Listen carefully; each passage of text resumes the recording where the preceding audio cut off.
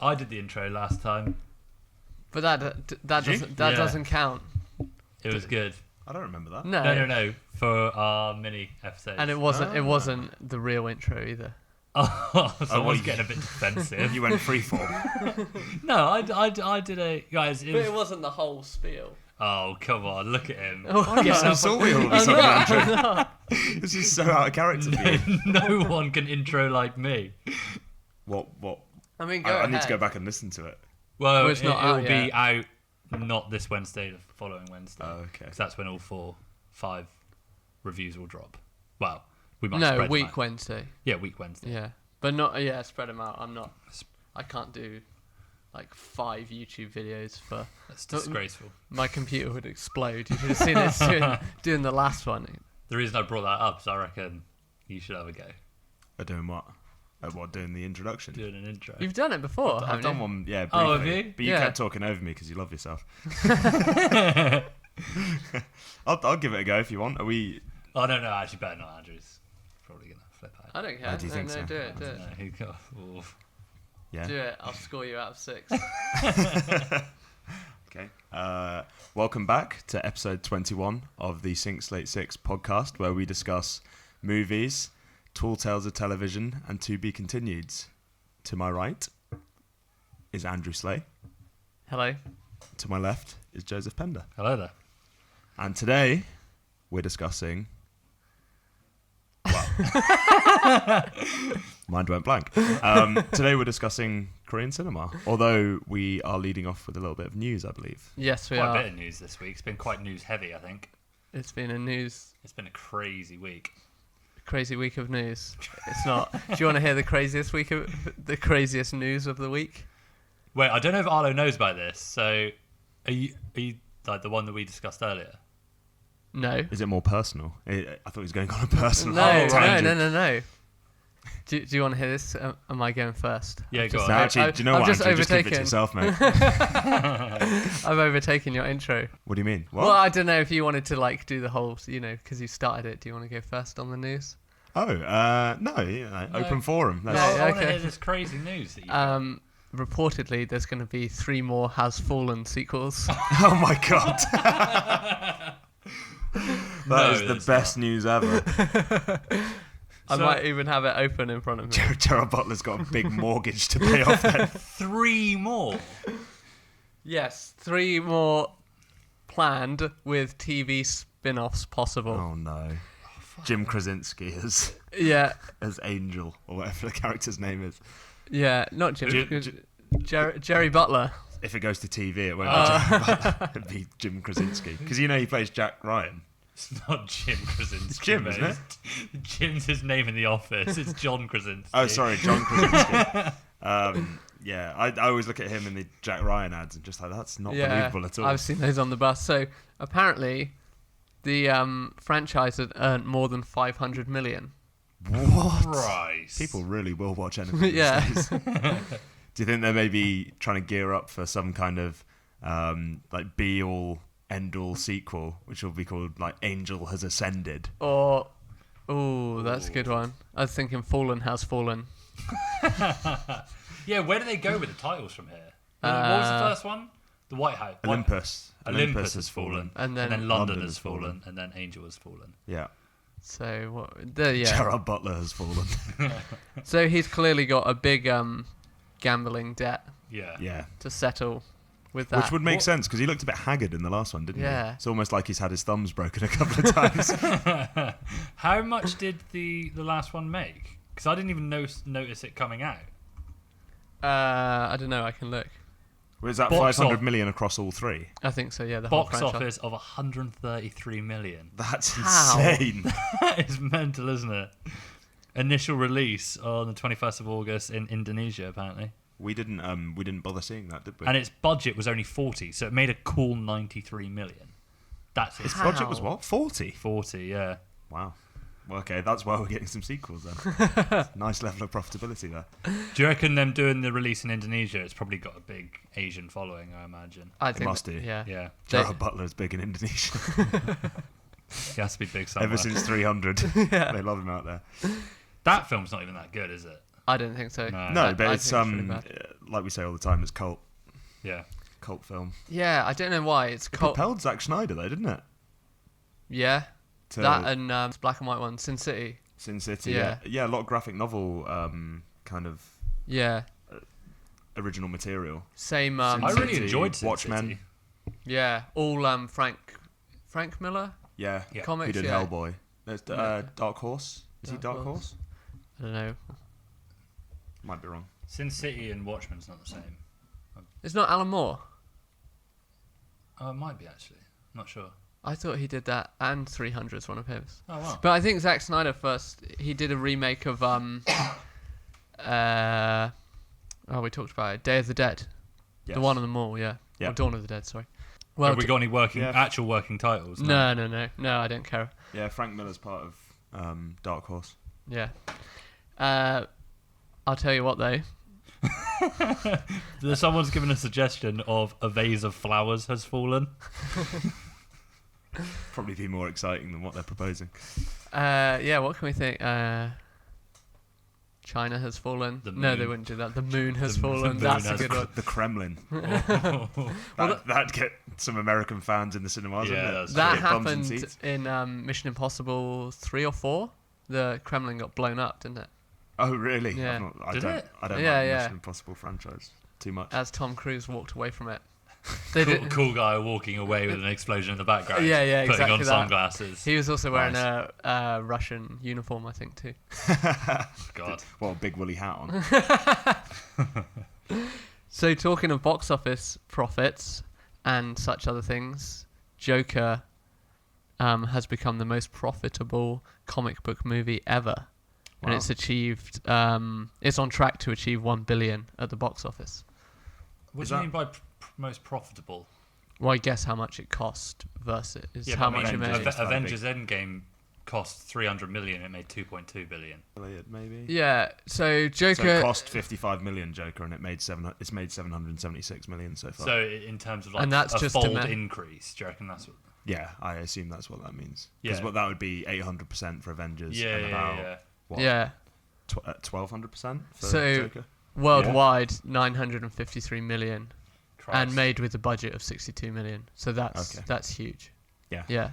So yeah, it's not like figures, but you know, like the They are different. literally Yeah, going to that- be on their knees begging Joaquin Phoenix to make a sequel, aren't they? That's a really weird way of phrasing most profitable, isn't it? Because Yeah, that's- technically speaking, Endgame would be more profitable. Yeah, exactly. But in terms of percentage profitability, they spent less on Joker, but they spent less, made less, but made more in terms of Yeah, but factor. that's not how you judge profitability, is it? That's such a stupid way of looking at it. Well, if you asked like anyone on the street, would you rather invest 300 million in something and get 2.1 billion back, or invest 55 million in something Yeah. and get Yeah. 770 odd million back? Yeah. I think they'd probably pick the first one. Yeah. Yeah.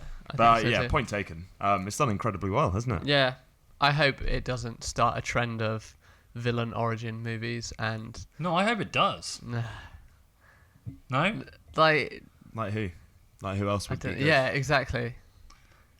There's plenty out there. And it'll be one of those things where they'll learn nothing of why the movie was good, and they'll just take like certain aspects of it. They'll just try and recreate it. Yeah. It wasn't really a comic book movie though. I'm No, I kind didn't of bored think- of people calling it that Yeah. because it was Yeah.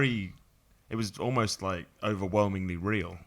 Yeah. It was just a drama. No wonder it had a low budget. Yeah, I think the exactly. low budget actually lent itself to it being a more interesting film. Yeah, I watched. There's a good video on YouTube with the cinematographer talking about the lighting and how he achieved those like color contrasts. Yeah. Worth checking out. I think already the kind of scene where he's dancing down the stairs is iconic. Yeah, I think there's people taking photos of that Yeah, already. apparently the local residents have started throwing eggs at people that are posing for pictures on those steps. Good. I mean, you see it everywhere Where in is it popular again? media, It's though, don't in you? It's in the The Bronx. Yeah. Yeah. Yeah, you see it absolutely everywhere at the moment. Instagram, Twitter. Well, on Batman, I know you've got some Batman news. Oh, okay, yeah. So, bit more casting news for this already pretty stacked cast for Matt Reeves' Batman coming out 2022. Colin Farrell as the Penguin, and Andy Serkis as Alfred. Okay. A lot of people online have been saying that it's good casting, but why don't you switch those two roles?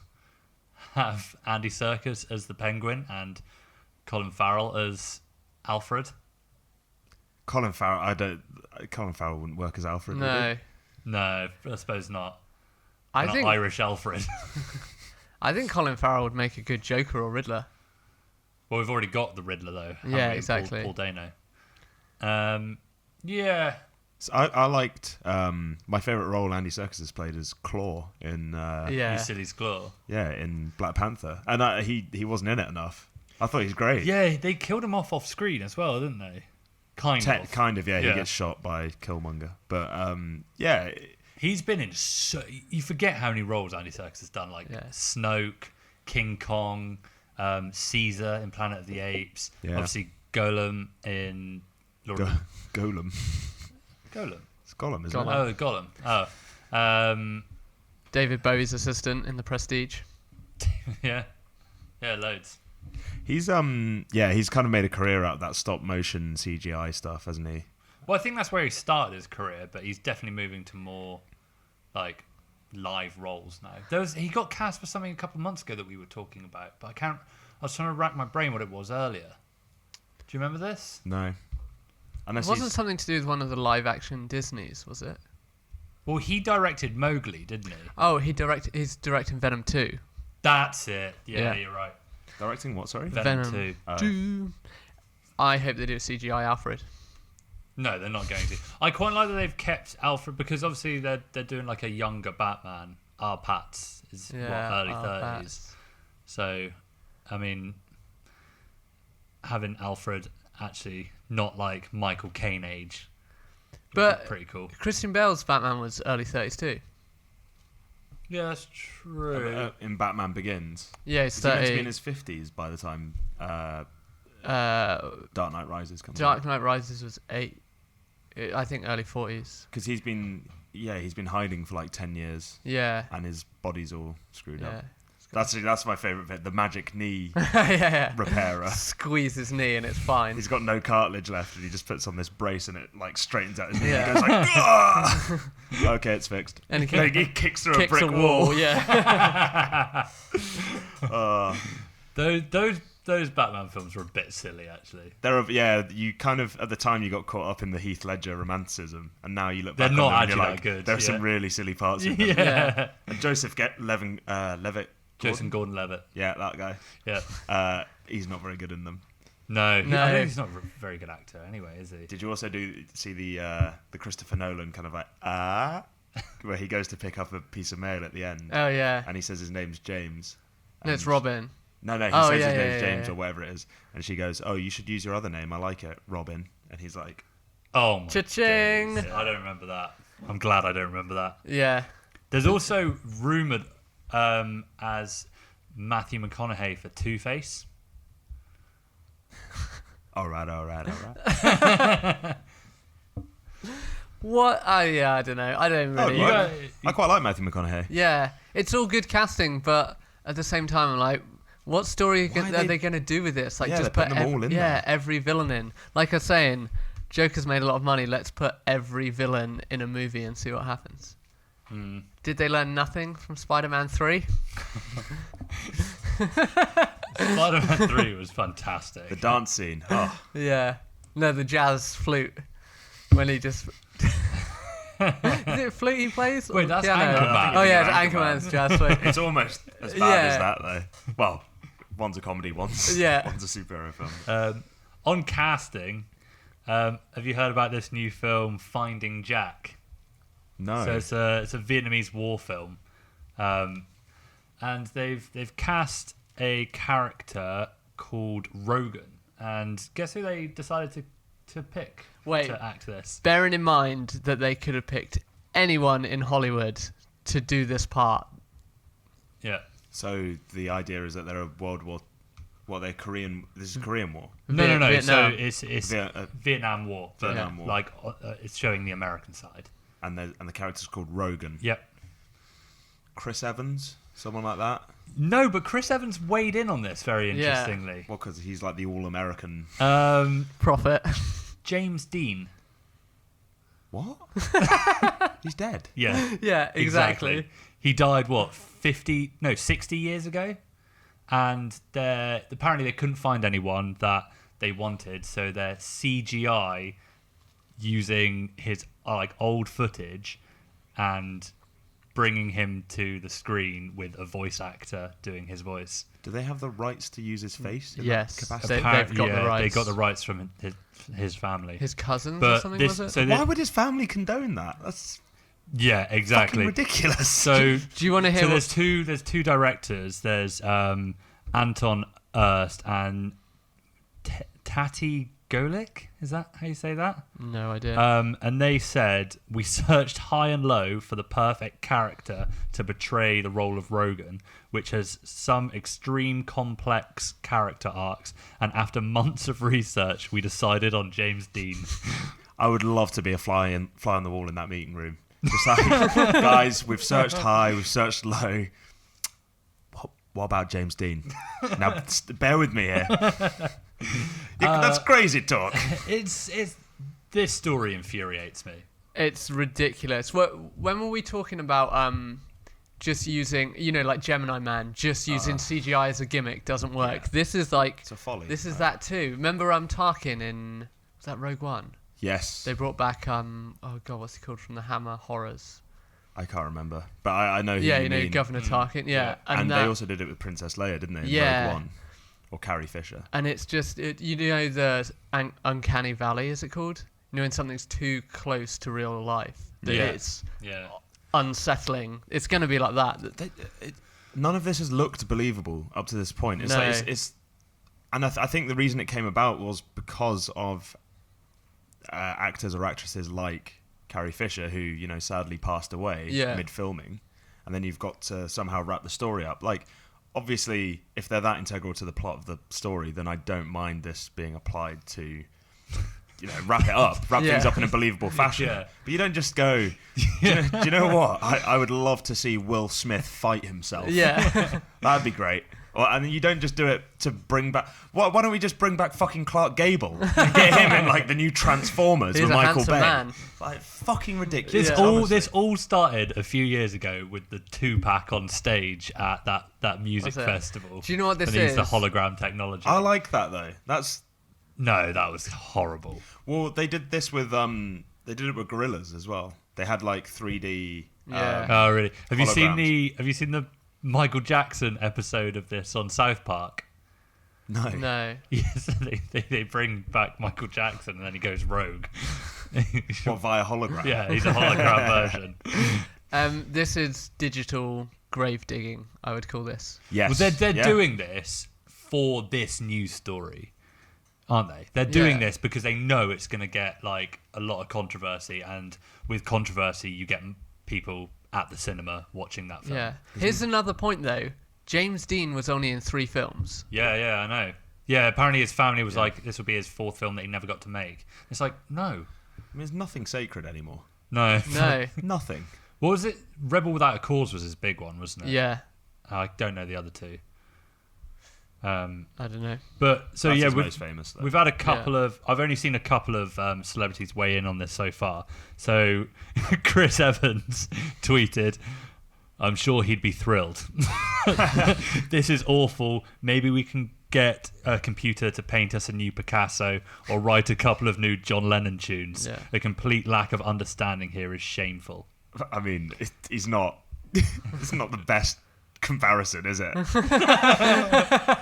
Let's get a robot to paint us a Picasso. I mean, I take his point, but he could have described it a bit better. Yeah. And Elijah Wood just came in with, "Nope, this shouldn't be a thing." Who gives a fuck what he thinks? Oh, It's not God. been relevant for years. Elijah Wood. Elijah Wood. He's a legend. Frodo Baggins. No one cares. Mate, Green it's Street 3. Green- No one cares He what he was not in thinks. Green Street 3. He's in Green Street 1. Hey, his opinion is so irrelevant on this.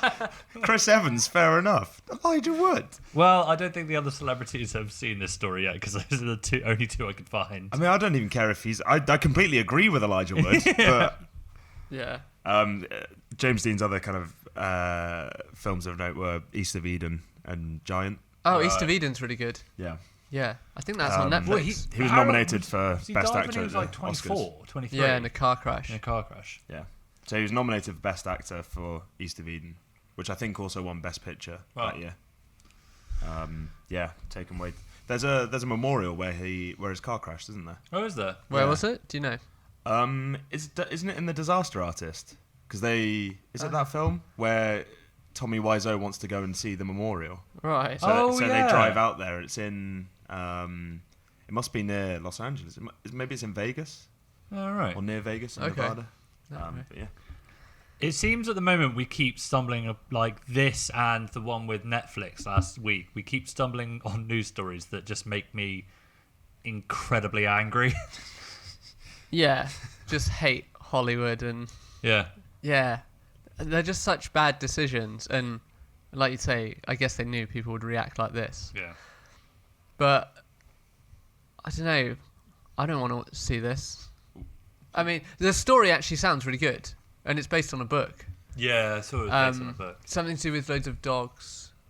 Who would you? So if you could have your choice for Vietnam War, you want a leading man. Yeah. American leading man. So Timothy what? Chalamet. Mid-20s. Who's that?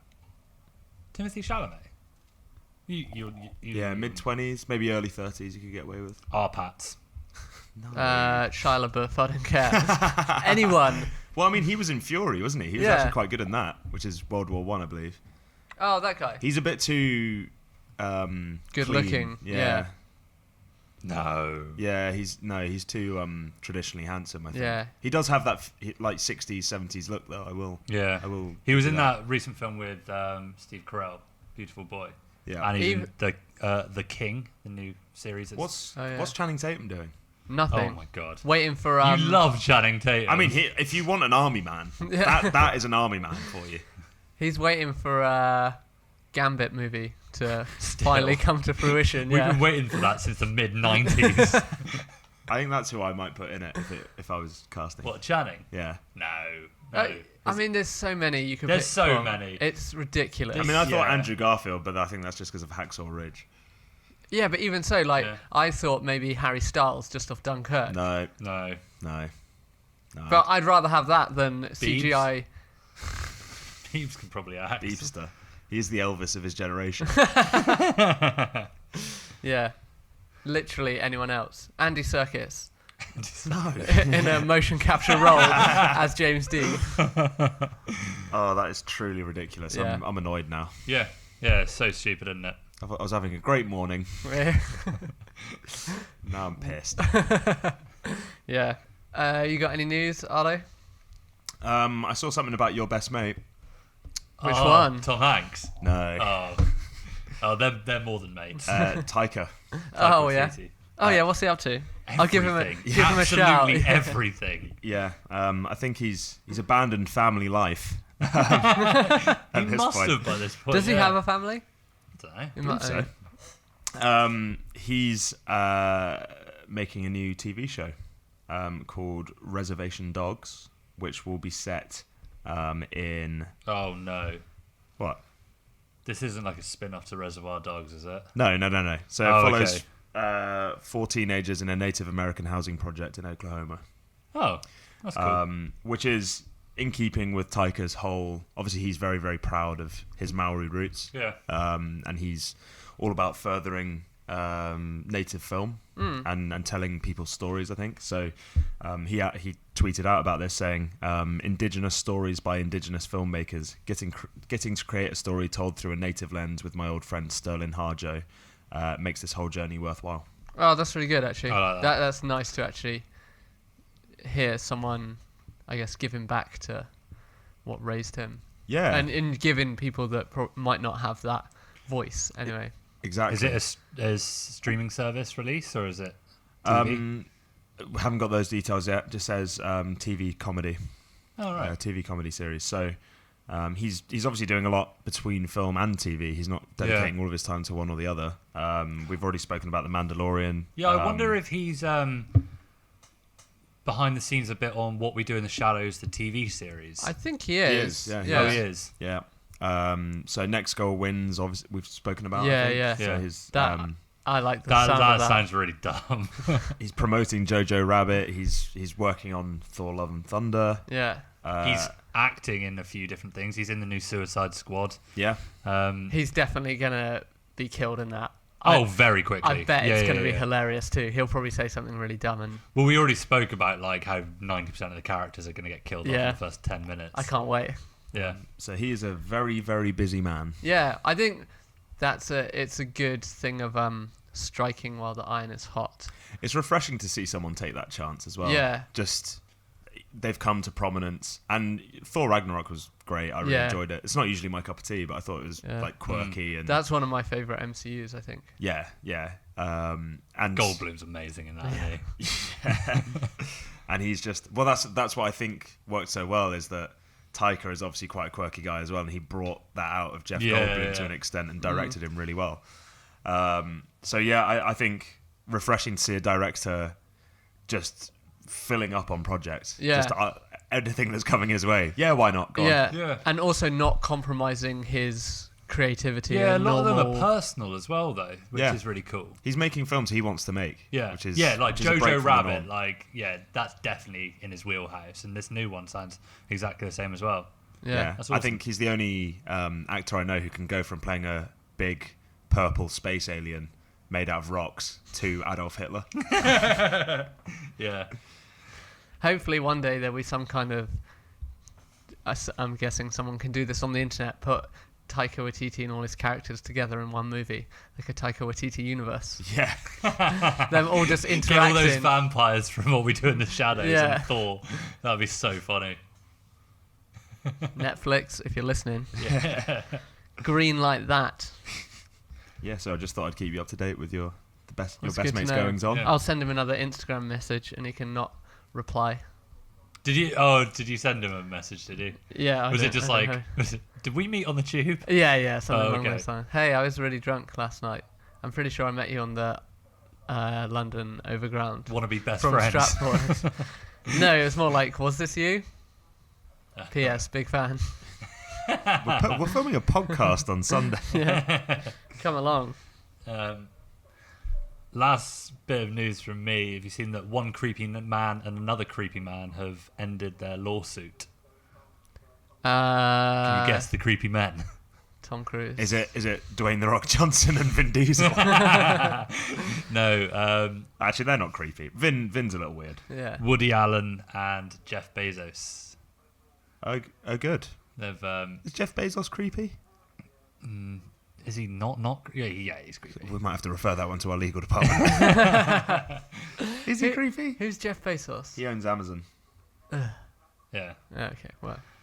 Dog of a bloke, in my opinion. I don't think he's that bad. He obviously there was that news that he'd broken up with him and his wife had separated recently, and she's now the third wealthiest person of all time because of the divorce settlement. Right. Okay. But she helped start up Amazon. yeah, and they have yeah. absolutely, and they have 3 kids together. Yeah. And I don't think he's a scumbag by any. Okay. I might be wrong, but I don't think we can just indiscriminately call him. I was just basing it on Amazon Yeah, as a company. as a corporation. Yeah. Are they scummy? Okay. Long live the postman. So, do you know what this is about? The lawsuit. So basically, like, that Amazon had a 4-film deal with Woody Allen that got signed like a couple of years ago, and one of those films he already made called A Rainy Day in New York. But then back in February, he made some somewhat inappropriate comments about the Harvey Weinstein scandal, and so Amazon just completely pulled it, didn't release the film he'd already made, and like cancelled the next 3. So then Woody Allen took them to court over like breach of contract, and it's the settlement's bit not disclosed, but apparently sources have said there were no winners. So that's good to know. Woody Allen is a loser. Yeah, he's a creep. Yeah. You know why he's a creep? Married Right? his cousin or something like No, that? it's his his well, his stepdaughter. adopted daughter. Or Yeah, adopted 'cause daughter, that's it. what was his wife called at the time? Is it Mia Farrow? Yeah. Mia Farrow and Andre Previn had a adopted Korean daughter, Yeah. and then they broke up. Mia Farrow got with Woody Allen, and then then Woody Allen and the adopted daughter started having a relationship. So his and they're married now. His mother-in-law is also his ex-wife. Yes. Yeah. Sun Yi Previn. Yeah. Is the.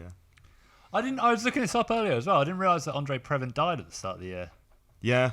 Yeah. Did you not remember because he was on Morecambe and Wise? Yeah. Well, that's where the sketch. that's where he got super famous. Yeah. That's a great scene. That is one of the best Morecambe and Wise. Yeah. You're playing all the wrong notes. Playing all the right notes, just not necessarily in the correct order. Yeah. That's all of my news anyway. I have one last piece of shocking news. Shocking. Go on. Yeah. Shall I hold on to, I don't know, my hat? Well, this is one of the rare occurrences where you're not wearing one. Terminator Dark Fate Oh, God, I've seen this. is currently sitting on a higher critics' review score on Rotten Tomatoes than Joker. Oh, fuck me. Joker What? at 69% off 508 reviews. Terminator Dark Fate 72% off 289 reviews. Oh, that's... So all Fuck that me. stuff about us saying Parasite having 99% now means nothing. Well, some of these critics' reviews are very Well, brief the thing- and yeah. they don't really formulate a proper argument. The I've thing been through is, them. with those reviews, there's going to be just a shitload of 5 stars and a shitload of 0 stars, isn't there? Yeah, it's like anything. Yeah, it's so divisive that it's going to average out that it's not going to be that good, even though it is. A lot of these reviews are just really cynical. One of them just says bleak and juvenile. Okay, apparently that makes you a top critic on Rotten Tomatoes, Jordan Hoffman. But in my household, it makes you a poor writer. And another one said, Todd Phillips can dump 2 cups of Taxi Driver into a bowl and slop in a cup and a half of the king of comedy, but that doesn't make him Scorsese. Okay. I don't think he's trying to be Scorsese. Yeah. I think it's... You know as well, when that guy was typing that, he was like, this is so clever. Yeah. Oh, You know he went back and watched those 2 Scorsese films just so he could pass comment. well yeah. done. He's compared the Joker to the same 2 films that every other person has compared the Joker Yeah. to. I mean... Congratulations. And then put in a fucking metaphor about baking a cake. Good job, buddy. I think the most disappointing thing is that the people who take issue with the reviews, the people who are taking issue with Joker, are all focusing on Todd Phillips and his directorial style rather than how good Joaquin Phoenix is in that role. And that's a big mistake in my mind. Parasite is to become year's highest grossing foreign film in the US. Wow. Woo-hoo. So Bong Joon-ho's Korean language black comedy Parasite is poised to polish its Oscar credentials this weekend when it is expected to pass the 10 million milestone at the North American box office. 10 million? Yeah. Is that it? In a world where James Dean is being revived by CGI, this is a refreshing and much needed break from all that. Yeah, I think so. Yeah, I think 10 million is for a foreign film is high. Yeah, I suppose. Yeah. I mean that's just US. That won't take into account international. That's good. I like that bit. Yeah, Nice. it's I really hope it gets nominated for best film, but I don't think it will. yeah, what I think it will. I'm pretty sure at this point that it's gonna win best foreign film. seems so, yeah. But I don't know if it'll get on the mark for. It's got 99% amongst reviewers on Wow. Rotten Tomatoes, Yeah. and 93% amongst audience. Christ. So it's to say it's doing well would be an understatement. Yeah. Yeah. It's really good. Did you actually, on a side note, hear about the controversy with Lionheart No. and the Oscars? So Lionheart is a Nigerian movie, but they're mostly speaking in English. Okay. But you know the international, no, what's it called? The foreign film category. The name was changed. The category name was Yeah, there changed. Was was that a- this year or last year? It might have been last year. I remember they kind of rebooted a couple of the categories Yeah. and changed names around. So, whatever it changed from and to, now this film Lionheart is being excluded from that category because it's mostly in English. Even though it's shot in Nigeria, it's like Nigerian cast. That seems it's whole- bizarre. That's a Yeah, shame. it's one of those weird kind of. Technicalities. Yeah, exactly. What? But then, I suppose English films aren't in best foreign film category. So what? Yeah. So, I don't know. That's a hard I one, think, isn't it? did it change from best international to best... did it foreign film to best international film? Is that the way the categories went, or the other way around? I can't remember. Something like that. Yeah, I can't recall. Yeah. But yeah. Anyway, Parasite is looking great. I think you mentioned it briefly on last week's podcast, didn't you, Andrew? But we have been very kindly invited as a six-piece to I notice I do this once a week, and it never. I don't think it's ever funny, but we still laugh. A sextuplet. Is that what it's called? Hextuplet? No, sextuplet. Sextuplets. Yeah. Yeah. So we were very kindly invited along by Chris from Witcher PR to the London Korean Film Festival, and we've been attending various screenings over the last couple of weeks. And I guess I'm fluent in Korean now. I mean, I hoped you would have been when you came back from Korea in the first place, Joe. Maybe you can fill us in on all the cultural elements that me and Andrew might not be familiar with. Yeah. I can try. There's some bits that I noticed, obviously, from my time over there that I was telling Andrew about. But for listeners who aren't aware, Joe lived out in South Korea for 2 years. Yep. In a town called Cheongju. Oh, well done. Yeah? Nice. Is that good? Where's that? Where's that? Yeah. I know where it is. It's an hour or two south of Seoul. Yeah, it's basically the Coventry of Korea. It's slap bang in the middle. Destroyed by the war, but holds some kind of concrete, brutal, grotesque beauty. Well, I suppose that's kind of quite a good description of Korea as a whole, because of the Japanese occupation and the war in the 50s. A lot of it is concrete, and a lot of it is just grey. Yeah, it's all with in a, the beautiful mountainous backdrop though. It's an amazing place. Yeah, I'd like to go. So this is right on my notes I've got written down. So the rough 100-year history. Well, I mean, Okay. really, Yeah, all right. really rough. I'm not being, no political stuff in this. That was Basically, the theme of the festival, we should also say as well. Wasn't Yeah. it? Yes, A century of Korean yeah, cinema. exactly. And then there's also a side part on women's voices, which is really cool. Yeah. And actually today we're going to see a female-directed movie called Three Friends. But so 1910 to 1945-ish, colonized by Japan. Yeah, so they came over in 1909, I think, and killed the princess of Korea, and then installed a government from 1910 that led up to 1945, which then, when the bombs were dropped on Hiroshima and Nagasaki and the Japanese pulled out of the war, the UN said you've got to pull out of Korea as well. Yeah. So then, essentially then the West sort of splits it in half roughly. That's when you get the what, sorry? North and South divide. The Yeah, West so, sort of... So, during that time, obviously, you've got conflicting ideologies with China and Russia being communist and the West being capitalist. So this was kind of like Vietnam in a way, like a bit of a proxy war. Yeah. Both because it borders China as well, but obviously the Americans kind of want to keep an eye on China. Yeah. Yeah. It's and hard. so that's when is it 48? No, when's the war? 50. War's 50 to 53, which ends in a stalemate. So no winner. Yeah, so the North was winning massively, and it got pushed the Southern. So after the war, there was obviously the idea of communism was becoming popular in some sectors of society and capitalism in others, and you got this ideological divide. And in fact, a lot of people did kind of move. So if you wanted to be communist, you moved north. If you wanted to be capitalist, you moved south. And because of that, obviously, with tensions high, you had the war starting.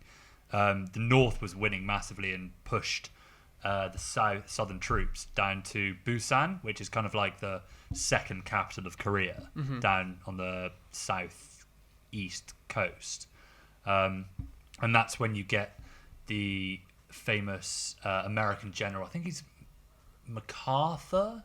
or McCarthy. That Right. sounds right. Yeah, The- sounds right. There was actually a Korean film that came out starring Liam Neeson as him. Okay. A couple of years ago.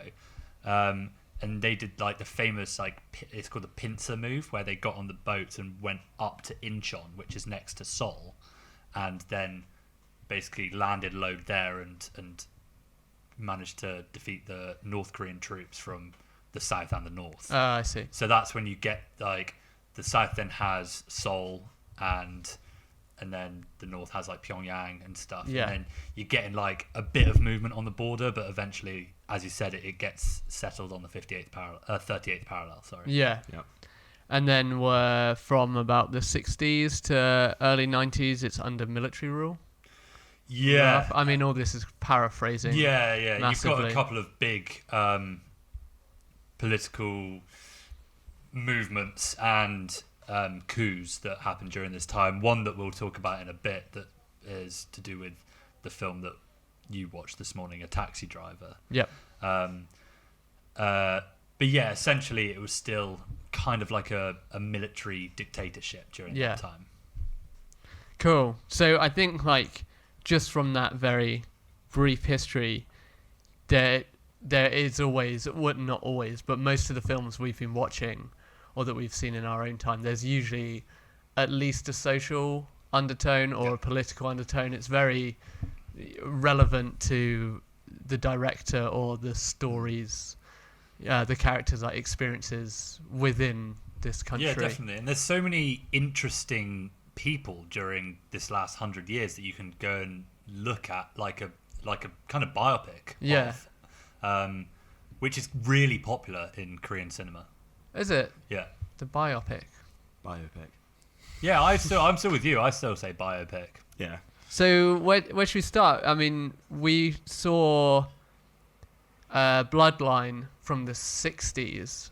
So that, do you want to start there? Do you want to start in a 1963? genre? Yeah, I mean, we're going to be talking about Bloodline in a smaller review Yeah. coming up, so don't want to spoil too much of it. But when was this set? So it was filmed in 1963. Is it set around that time, I imagine? Well, as well? it was based on a play. Oh, it was. And in Okay. this play, I think it was set maybe just after the war. Yeah. Because I remember we were actually lucky enough to be in a Q&A with the director. Kim Soo-young. Yeah, who is now 91 and still active. Yeah. It's quite amazing to be in the room Yeah. with him. So yeah, it's originally a play, and they're in a cave.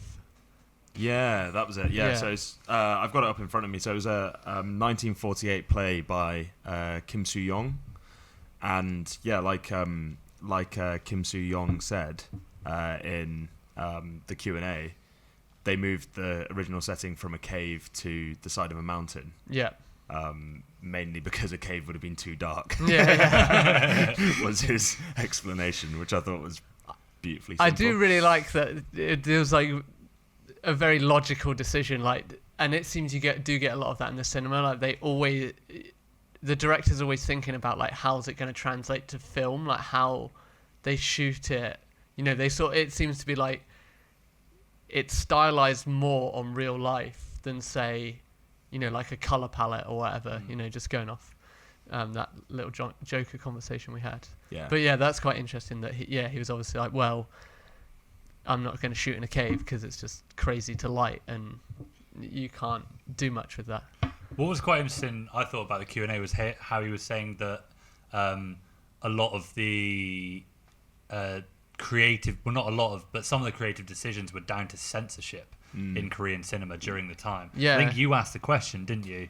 Yeah, basically, it's because of the closing shot of the film really stood out to me, where you see this kind of really long industrial chimney as part of the kind of new factory builds, with lots of smog coming out of it. So I thought it was kind of a nod to what was to come in Korea. Yeah. And I said to him, how would the creative process have differed if censorship wasn't a concern of yours at the time? And he said, it didn't really answer my question, but I mean, it was still a really profound answer. Yeah. He said Bong Joon-ho's Parasite would have been made 60 years earlier. Yeah. which we all liked. I believe. Yeah. I mean, it was a great answer. Yeah. Yeah, and it also transpired that his mother taught Bong Joon-ho, yeah. Yeah. No, yeah, Bong Joon-ho's mother taught him at school. Yeah. That was weird. Yeah. Yeah. That was really interesting. Yeah. We don't want to give too much of this one away, do we? No, but I guess it's, for the time in the 60s, it's really it's fast paced. I know they restored it and some bits kind of jumped along a bit. Yeah. But for that time, I think comparatively, it's a very quick, snappy story. It like you were saying earlier, it's got these political and class kind of undertones to it. They're in essentially a slum on the side of the mountain. Yeah. Their buildings don't have numbers, so the whole opening sequence is him making a sign for his front door so the mailman knows where to give him his mail, essentially. And equally his son doesn't know how to write his name. Yeah, exactly. But even though you've got that, you've got this really just neat little family-centered story about two families not getting on and their children wanting to find some better life. Yeah. Yeah, I mean, aside from the context of Korean cinema and the wider social comments it makes, it is at its heart a coming-of-age story as well, I think. Yeah. With the young boy and girl. Yeah, definitely. But I mean, their trajectory ultimately takes it back to the social commentary. Yeah. But yeah, it was really. I didn't feel at any point that the film was laboured. It had a really good. I thought the pacing was really good. I mean, you said it was quite fast. Yeah, in a good way, I meant. Yeah, I suppose it was really reliant on relationships and conversation and dialogue as well, wasn't it? Well, I mean, back then as well, don't forget, when you're filming, it's costing you. That's why, nowadays you've got 3.5 hour Martin Scorsese films, but back then, what was this? An hour and 20, this film? Something like that. So, yeah, you've got to get through the content somehow, haven't you? Yeah. So it was fast-paced, and there were a lot of moving parts, but, yeah, no, I really enjoyed it. Yeah, it was really good. And you said about a coming-of-age story. I've got here a Boy in Sungreen, which is showing at the... That's tonight, isn't it? That is tonight, yeah. And it's about difficult issues of growing up with a single parent and searching for a lost family member. And it's an aspiring filmmaker, Nok Yang, and her slightly awkward best friend, Bo Hee, join forces to find Bo Hee's father. But it's nice that, that's going to be a coming-of-age story, but it's nice, I find that in... Is that a new film then? Yeah, a new film. In Korean cinema, what's really good is you get those male-female relationships not always sexually charged, and it seems to be a lot more open to these kind of friendships and buddy movies. I've got written down, I don't know if you've seen this one, Joe. It's called Take Care of My Cat. No. I think it's from the 90s. Again, that's... oh, no, sorry, that's the wrong one. Friend, I think it's called. It's just like a buddy film. Yeah. The film I saw last night was amazing. What was it called again? It's called A Resistance. And it was a short kind of biopic of Gwang Soo, who was, like we were talking about earlier, it's set during the Japanese occupied time. And she was a political activist that got put in prison for demonstrating what they call the March 1st demonstrations. Right. Which basically they all hid their Korean flags shouting for Korean independence. Then on March 1st they went out in the streets and did that. Basically protested saying we want independence for Korea. And then so many people were locked up that there was massive overcrowding in the prison. So this story focused on her time in prison, all female prison in a cell that's probably 4 meters squared, probably Wow. 20, 30 women in there. So what you have is like the old women would like sit down in the middle of the cell, and then you'd have all the younger women just like standing around the edge. But then what they do is, because it's really bad for your legs to be standing that long, they just continuously walk around in a circle, like just basically shuffling. And it's all about her time in prison, and basically just she will not admit that, well, she not admit, she won't consider herself a prisoner because she doesn't see that she committed a crime, and so all of her friends get let out because they're pardoned early, and she stays in prisons tortured. It's a very powerful movie. It's from 2019. Was that part of the Women's Voice? Yes. Yeah. Okay. Yeah. I mean, that sounds really good. There's been few films apparently that have been made about this person, like one during the 60s, 70s, 80s, 90s, and this is the newest one. Okay. It's absolutely amazing. Yeah. Yeah. Because this doesn't focus on her whole life. This just focuses on her time in prison. Yeah. Essentially. So she was part of the original protest where her parents got killed and her brother got locked up. Whoa. And then she basically, a year later, when she's still in prison, organised another like uprising in prison, like non-violent, to commemorate like the year anniversary, which was then heard by local towns, which caused like another small uprising, essentially. Amazing. Yeah. Just on what you've described then, I've got such great imagery in my head. Oh my god. And this film was all filmed in black and white apart from the flashback sequences, so you've got kind of like a Schindler's List thing going on there. But the opposite way? No, because there's only one use of colour in Schindler's List, isn't there? There's the girl with the red dress. Whereas like this again uses that contrast between like being filmed in black and white and colour so well. Yeah, because usually you do your flashbacks in black and white, don't you? Like Memento. Exactly. Yeah. That's really cool. Yeah, there is some. I could hear like all around me people audibly weeping. Wow. At the cinema, and that very, very rarely happens. Yeah, that's really powerful stuff. Yeah. And on a note, actually, I've noticed in Korean cinema way more female directors, putting out, equally as large, films, notable films. We're going to see Three Friends after this, which is about three friends, but who get signed up to military service. But that's from like 90s, I think, mid-90s. But I don't want to keep like comparing Korean cinema to the West, but there's just like it's a natural point of comparison, isn't it? Yeah, and from our perspective. Yeah, definitely from someone who's like fairly new to this. But yeah, it's really cool just to see like you get all these different stories, and they're so well stylized and in such different ways. Yeah, there's some really cool. Every movie I've seen, there's always like such amazing directorial shots. I watched on your recommendation, Joe, Joint Security Area, JSA, which is that's quite an old film now, isn't it? Yeah, and some of the acting is it's a bit but so it's two friends that are like guarding the DMZ, the demilitarized zone. Two friends from the south become two friends with two guards from the north.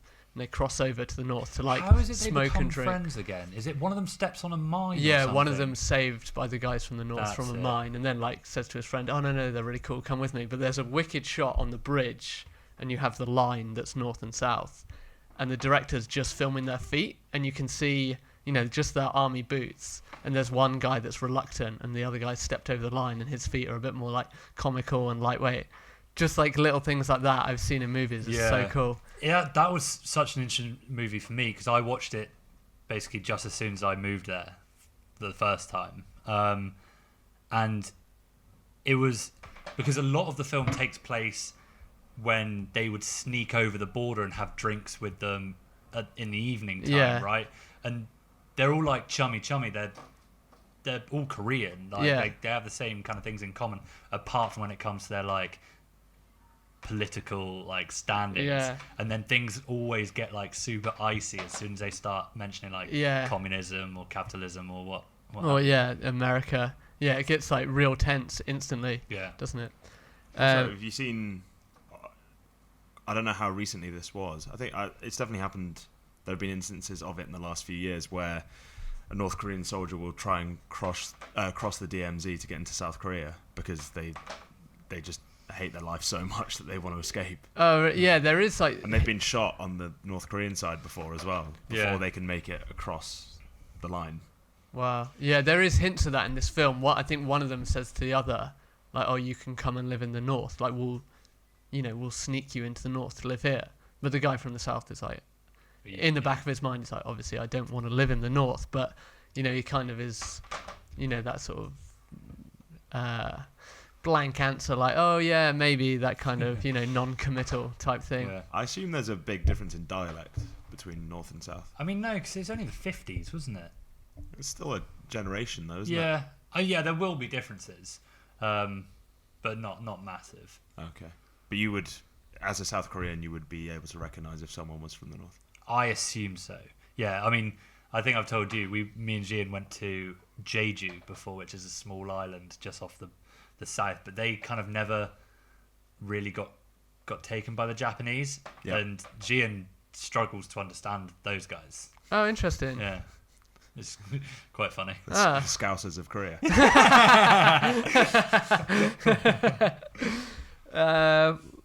What else? I've got a thing of a lot of these movies. I'm just going to do another sweeping generalization, but they blur lines between genres. So you've never got one, like consistent. It's definitely, a horror. It's definitely a thriller. Like we watched Idol Yeah, a few nights ago, and that was kind of this noir thriller murder mystery. But there was also some really horrific moments in it. yeah, there were. And then That was a hard watch. That yeah, it was. But then say like Train to Busan, which is a zombie movie, but it's also the relationship between a parent and child Yeah. at the same time. That's kind of where Korean movies jumped onto the global scale, I'd argue. Yeah. Train to Busan, because that's got to be a few years old now, hasn't it? I think it's 2016. Is it? Is that it? Train to Busan. Yeah. Is it not earlier than Or that? 2014? 2016. Wow. Oh wow. Good call. Should never doubt That's myself. that's a fantastic film. That is really good. That's made basically $100 million as well. Wow. World. That's pretty impressive. They're actually making a sequel as well called Peninsula.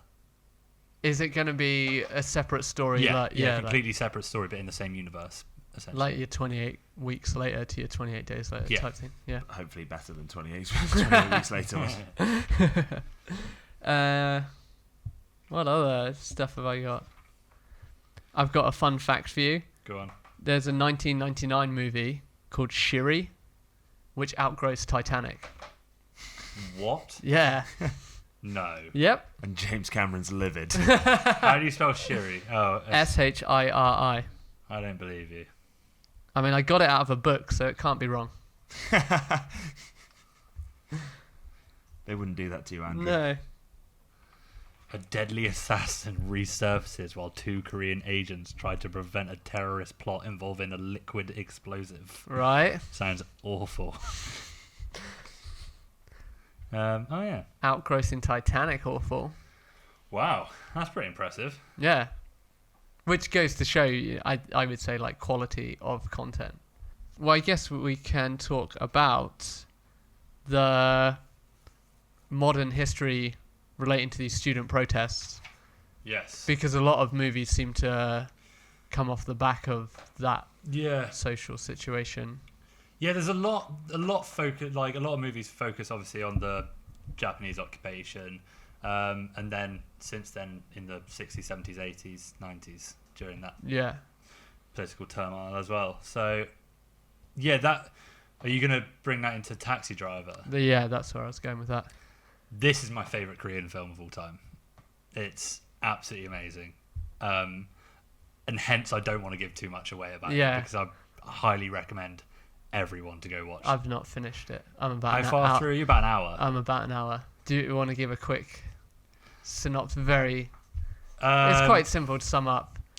I could do it. Yeah, you've seen it more recently. You can give a synopsis and then I'll give a overview. I'll look at you while I do this, Ollie.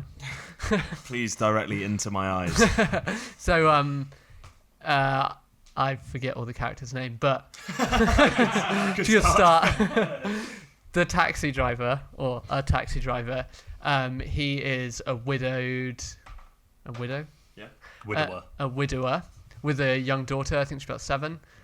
He is 4 months behind on his rent. He owes 100. Is it no $1 million? Yeah. Or About £1,000. Yeah. In rent.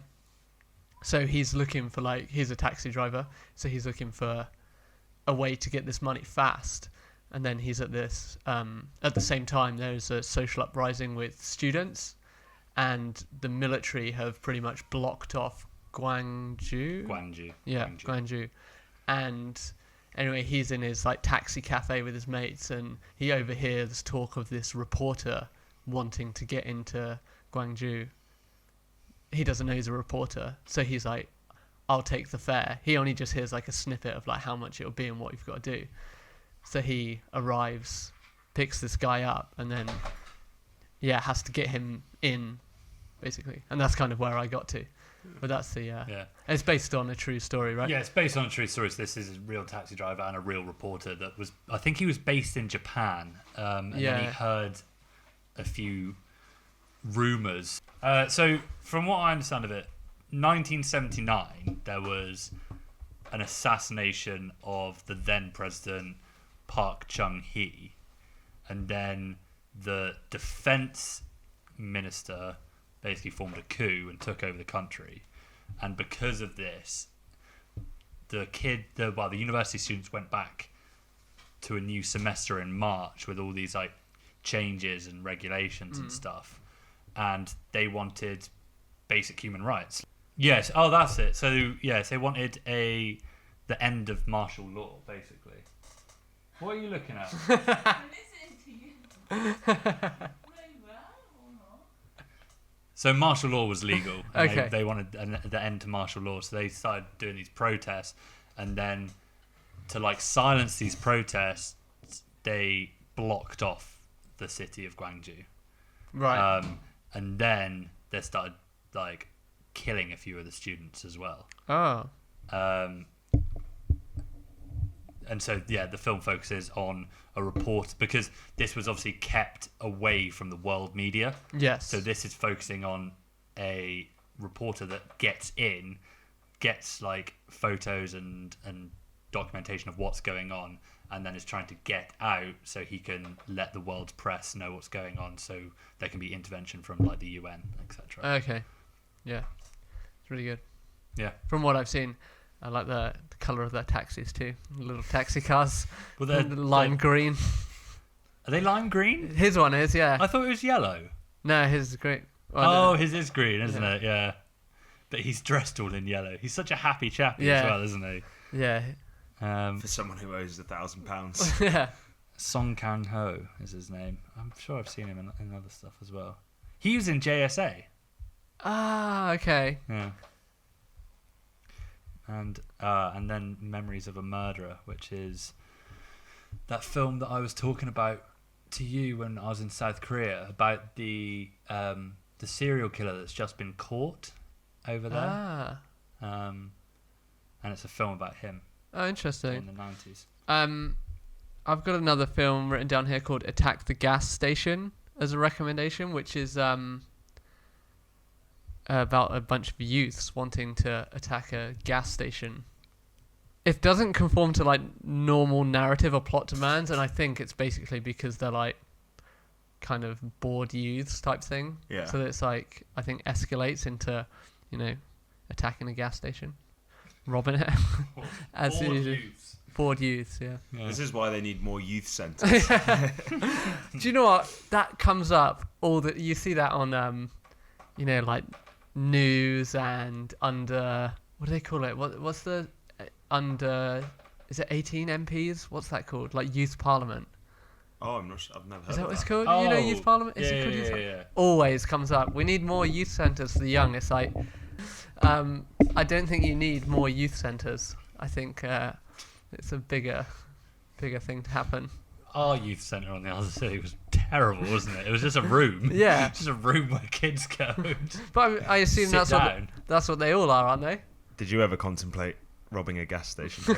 A petrol There isn't a gas Sorry. station on the other city. Petrol station. Let's be British about this. But Attack the Petrol Station sounds like a very British movie, doesn't it? Yeah.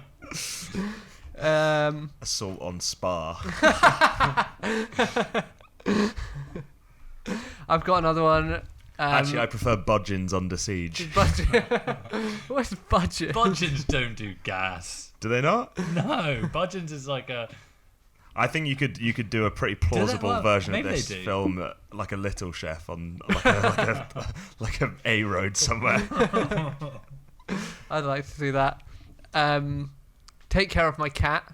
This one I mentioned earlier. This is about 5 female protagonists who start off as friends and then like slowly fall out over that. Sounds like a good one about gender and friendship. Yeah. Well, it's just like I wrote it down because it's good, I guess, like relevant themes now. But this is 10 years old. Yeah. So it's kind of a lot of this stuff to me feels slightly ahead of its time. Like you can watch, or I guess another thing, including Bloodline, you can watch it now and it's still very relevant and current. And I guess it's a lot to do with there's usually, like I said at the start, a social or political commentary in there somehow. Yeah, I don't think everyone would relate to the social and political elements of the film, but I think just on a more natural human level. Yeah, exactly. Yeah, the whole coming of age part that we've already mentioned. I think anyone who's in their late teens or early 20s can probably sympathise and empathise with the characters that want to leave home and don't want to be, subjected to the same fate as their parents. Yeah. I think that's the part that would really speak to. Well, Korea's changed so much in the last, you got to remember, pre-1988 Olympics, Korea was a very different country. And so the experience, and since then, the economic growth of the country is absolutely insane. And so it's no wonder, grandparents to their grandchildren have literally nothing in common. They don't know the same world. And it's a lot of movies and programs are highlighting this difference. And yeah, you're right. Even Bloodline, that was like a film based on how different the children were to their parents and how they wanted a different life. And that was made in the 60s. Yeah. Yeah, so I suppose the actors who would have played the younger characters in that film, most of them were passed away now. 32, weren't they, at the time? Yeah. So they're one of them is still alive. The lead actress is still alive, but apart from that, I think everyone else has passed away.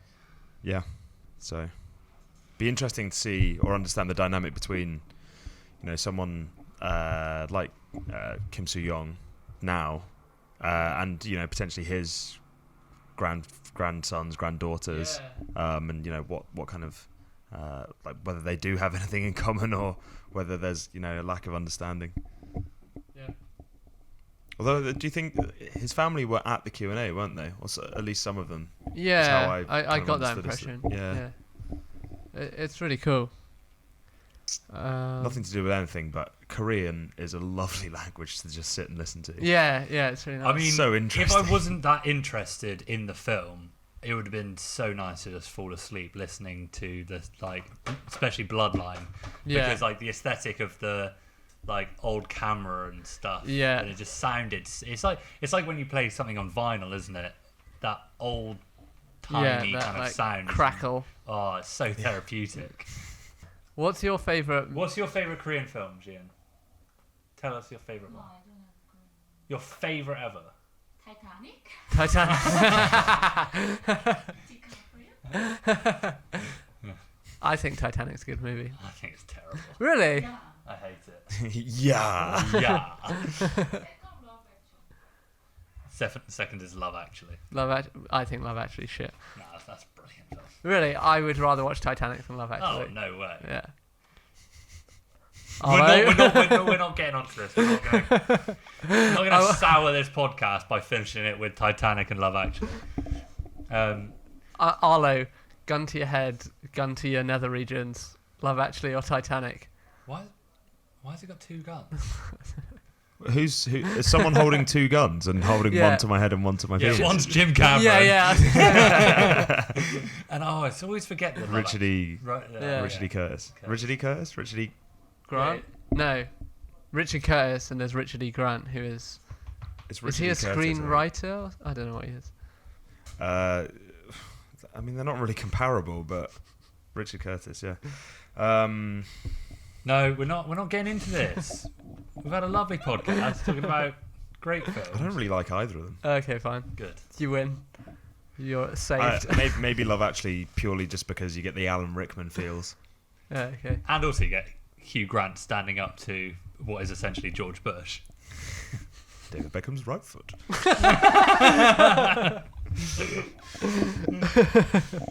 Actually, Marty McCutcheon's not bad in that as well. You fucking love Love Actually. Marty Admit McCutcheon's it. quite good. Right, anyway. We've actually finished watching a Korean drama on Netflix recently that's become really popular. And it's called The Kingdom. Right. Do you know about this one? No. It's gained quite a big fan base, actually.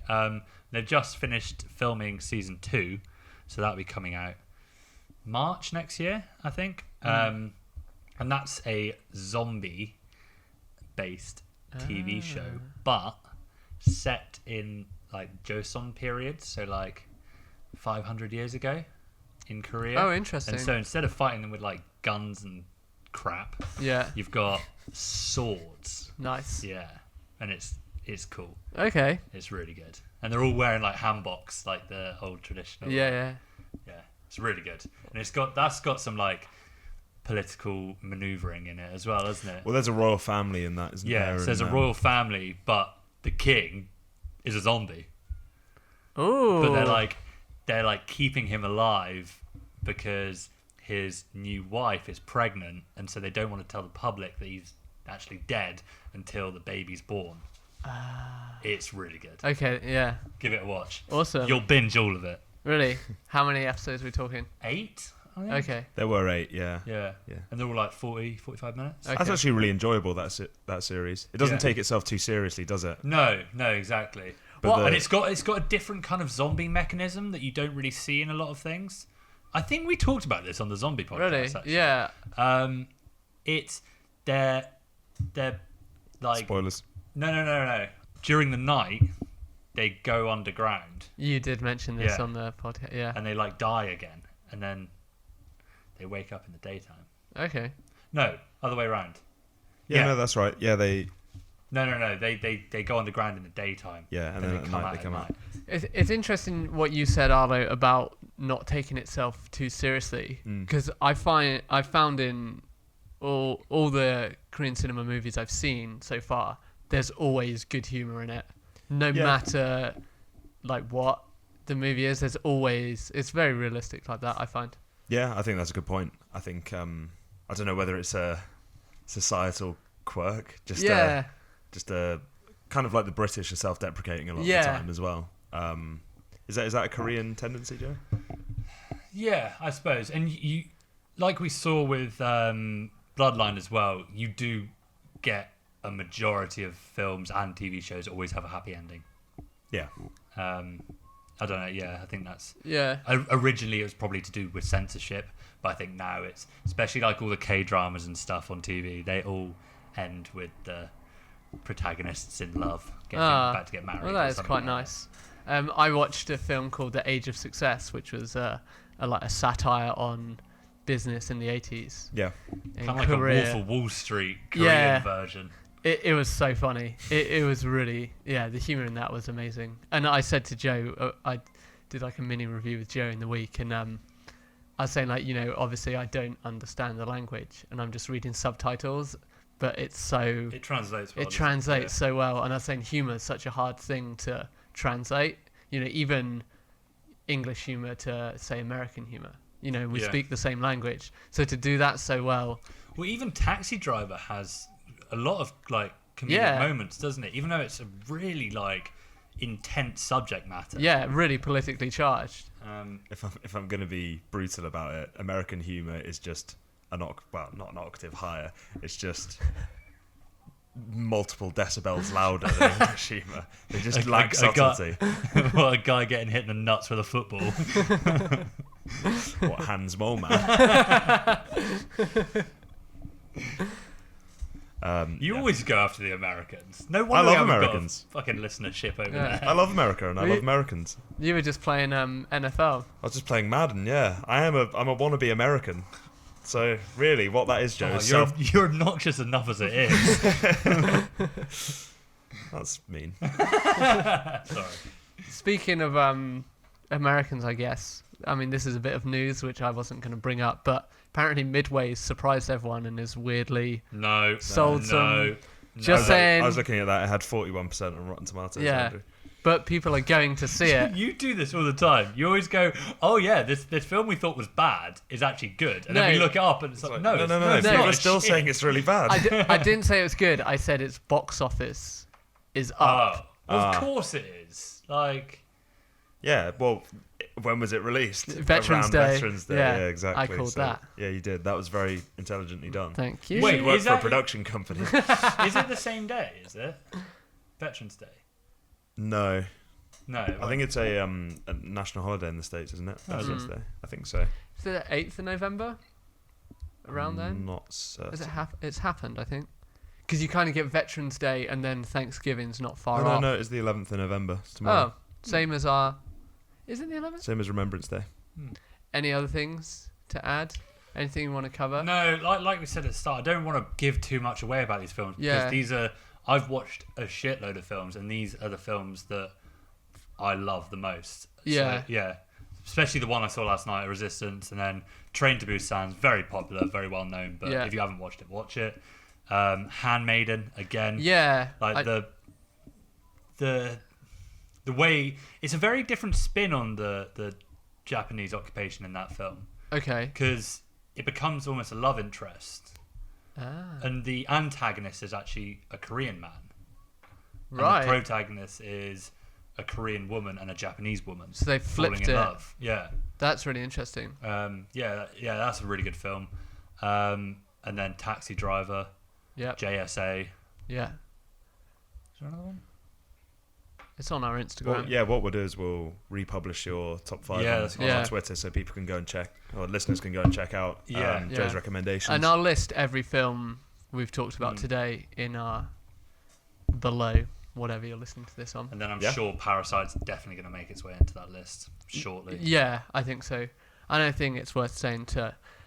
I'm so happy for Bong Joon-ho Yeah. to get this recognition. Like after Okja, which was amazing, Snowpiercer had merit to it. Like it wasn't. Wait, was that him? Yeah. Oh, right. Okay, I didn't realise that. The Host as well. Like Yeah. he's been making absolute bangers for years, and he's finally getting like his recognition. Yeah. which He's is, getting world which recognition. is great to see. Yeah. Like I didn't think Snowpiercer was great, but no, yeah, it was original at least. It was really original though, wasn't it? It Yeah. probably like the animation wasn't that great, and like the political like commentary was a bit on the nose with like Yeah. the different sections of the train. Yeah, that was quite obvious. Speaking of animation, at the film festival we got Astro Gardener, which is a cosmic fantasy but grounded firmly in the real world. Because I was thinking about that there's not that many fantastical films coming out that I've noticed. You know, a real fantasy element. They're always very grounded in the real world, and then you get something, you know, aside. So that could be really interesting. But the first animation, which was shown at the film festival too, which is from 1967, is a story of Hong Gil-dong. And it's just based on a nationally famed hero. Oh, that's cool. Yeah. Hong Gil-dong Good done. is the illegitimate son of a nobleman who's cast out of his home and vows to fight injustice. Oh. Yeah. It's interesting you mentioned that fantastical element because I don't know if you've seen Pan's Labyrinth, Yes, but I have. that tracks the Spanish Civil War alongside this kind of fantasy world. Yeah. Or, yeah, Yeah. like world full Yeah. of monsters, etc. So yeah, I quite like the idea of that. Yeah, I think that's yeah. And it's not something we've seen across the films we've seen at the festival. Yeah. But maybe something that's in existence that we need to do some more research Yeah, into. definitely. And I think maybe Astro Gardener is the window into that. Yeah. Absolutely. Oh, shout out to Old Boy as well. Oh, yes. I can't believe we forgot to mention that. Well, I guess because it's been remade, hasn't it? I haven't seen the remake. I've not seen either. I know the twist. Have you seen Old Boy? I haven't seen it, no. Oh, really? No. Do you want Uh, it? Who? It wasn't the Coen brothers that remade it. remade it, or was that it? sounds right. Yeah, I feel like I'm wrong though.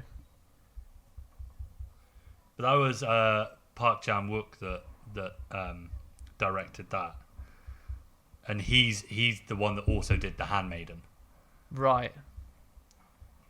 Let's just have a look. and JSA. Okay. Yeah. Oh no, it's Spike Lee. Oh, Spike. That's really disappointing, actually, from Spike Lee. Because I remember they came out and Spike Lee was like, oh, don't worry. If you've seen the original, we're doing a different twist at the end of our version of Old Boy. And then people went to watch it and they were like, you did the same twist. And he was like, that was the twist. I told you that there was going to be a different twist when there wasn't. And everyone was like, what? You're a fool. You're an idiot. Yeah. Yeah. That's a shame. Yeah. Watch the original, I would say. Yeah. That's got one of the most graphic but realistic fight scenes I've ever seen. Have you seen clips of that fight scene? Yes, I The have. hallway fight scene. Yeah. It's so good. But, and that's actually been quite an influence on... They do it a lot in the Marvel TV series. Daredevil. Yeah. Hallway fights. They really take influence from that. And, the writing. Exactly. And, realistic as well. He gets the crap beaten out of it. Yep. And I love... Thing with hallway fight scenes is so good because you focus just on the hallway and then the fighting is secondary. So, if they burst into another room and have a scuffle in there... You just don't see that. Yeah. You just focus on the hallway, which I think is awesome. I don't know why I like that so much. Have you seen... Scuffle. Scuffle. People getting beaten to death. Actually, do you want to know a funny story? So, back when we were teenagers, 13, 14, Larry had a BMX and Larry, who was Classic. previously on our... Yeah, episode 6 was it? yeah, somewhere around there. he had a BMX and it got nicked Right. in Penzance. Who would have thought it? And about a month later, me, Harry, and Larry were walking along the prom, and we saw these 3 guys that are older than us, probably 16, that just had his bike. It was definitely Larry's bike. So we were like, what do we do? So we went back to Larry's house and we were like, okay, let's take Larry's stepdad with us to go down there because they're not going to beat us up if there's an adult there. And They might. his stepdad at the time was this really weird Australian guy, and he was like, we were like, oh, we're going to go do this, and he was like, be careful, they might want to rumble. There's a probability that they've robbed some kind of petrol station at some point in their lives. And so we literally walked down there, and Larry just walked up to them and was like, that's my bike, and then just took it and just walked away slowly. It was All 3 of you walking backwards. a really weird experience. I was imagining full West Side Story. They got you opposite them.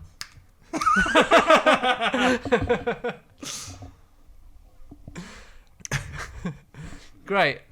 Well, I think that we've given quite a nice... Yeah, I think it's going to be some severe editing in this episode. Yeah, that's though, fine. Andrew. I'm going to be in the countryside for the next few days. Oh, Before nice. that premiere, we're going to... I guess I'll mention that. We're going to Scattered Night, Yes. which is the closing gala of the film festival, which will be the day after this comes out. And yeah, we'll be... Your 30th birthday, It Andrew. is my 30th too. not getting suited a bit, but smart I assumed smart casual. cash?